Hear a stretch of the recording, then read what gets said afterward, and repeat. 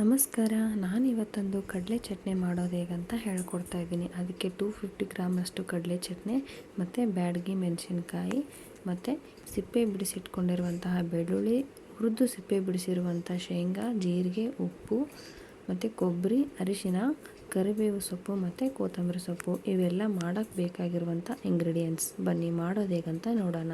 ಮೊದಲಿಗೆ 250 ಗ್ರಾಮ್ನಷ್ಟು ಹುರಿಗಡಲೆನ ತೊಗೊಂಡಿದ್ದೀವಲ್ವ, ಅವನ್ನ ಮಿಕ್ಸಿ ಜಾರ್ಗೆ ಹಾಕಿಬಿಟ್ಟು ಬ್ಯಾಡಗಿ ಮೆಣಸಿನ್ಕಾಯಿ ಖಾರಕ್ಕೆ ಅನುಗುಣವಾಗಿ, ನೀವು ಸ್ವಲ್ಪ ಖಾರ ಜಾಸ್ತಿ ತಿಂತಾಯಿದ್ರೆ ಜಾಸ್ತಿ ಹಾಕ್ಕೊಳ್ಳಿ, ಮೀಡಿಯಮ್ ಆಗಿದ್ದರೆ ಮೀಡಿಯಮ್ ಹಾಕ್ಕೊಳ್ಳಿ. ಮೆಣಸಿನ್ಕಾಯಿನ ಹಾಕ್ಕೊಂಡು ಅದಕ್ಕೆ ಸ್ವಲ್ಪ ಉಪ್ಪನ್ನು ಮಿಕ್ಸ್ ಮಾಡೋಣ. ನೋಡಿ, ಈ ಥರ ನಿಮಗೆ ಎಷ್ಟು ಬೇಕೋ ಉಪ್ಪು ಖಾರ ಅದಕ್ಕೆ ಸರಿಯಾಗಿ ಹಾಕ್ಕೊಂಡು ಅದನ್ನು ಮಿಕ್ಸಿ ಮಾಡ್ಕೊಳ್ಳೋಣ. ನೋಡಿ, ಈ ಥರ ಪೌಡರ್ ಆಗುತ್ತೆ, ಚೆಕ್ ಮಾಡ್ಕೊಳ್ಳಿ.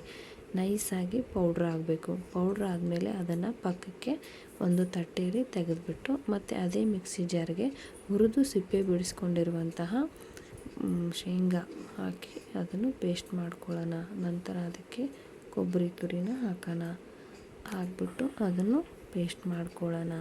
ನೋಡಿ, ಎರಡನ್ನೂ ಹಾಕ್ಬಿಟ್ಟು ಪೇಸ್ಟ್ ಮಾಡಿ ಕೈಯಿಂದ ಒಂದ್ಸರಿ ಚೆಕ್ ಮಾಡಿ. ಅದು ಕೂಡ ಸಣ್ಣಕ್ಕೆ ಪೇಸ್ಟ್ ಆದಮೇಲೆ ಒಂದು ತಟ್ಟೆಗೆ ತೆಗೆದುಬಿಟ್ಟು ಎರಡನ್ನೂ ಮಿಕ್ಸ್ ಮಾಡಿ ಅದಕ್ಕೆ ಸಿಪ್ಪೆ ಬಿಡಿಸ್ಕೊಂಡಿರುವಂತಹ ಬೆಳ್ಳುಳ್ಳಿ, ಅರಿಶಿನ, ಕರಿಬೇವು ಸೊಪ್ಪು ಮತ್ತು ಕೊತ್ತಂಬರಿ ಸೊಪ್ಪು ಎಲ್ಲನೂ ಹಾಕ್ಬಿಟ್ಟು ಚೆನ್ನಾಗಿ ಮಿಕ್ಸ್ ಮಾಡೋಣ. ನೋಡಿ, ಈ ಥರ ಮಿಕ್ಸ್ ಮಾಡಿ ಸ್ವಲ್ಪ ನೀವು ಖಾರನ ಟೇಸ್ಟ್ ಮಾಡ್ಕೊಳ್ಳಿ. ಎಲ್ಲ ಸೇರಿ ಮಿಕ್ಸಿ ಜಾರ್ಗೆ ಹಾಕಿ. ನೋಡಿ, ಕಡಲೆ ಚಟ್ನಿ ರೆಡಿ. ಒಂದ್ಸರಿ ಟ್ರೈ ಮಾಡಿ, ಪದೇ ಪದೇ ಮಾಡ್ತೀರಾ.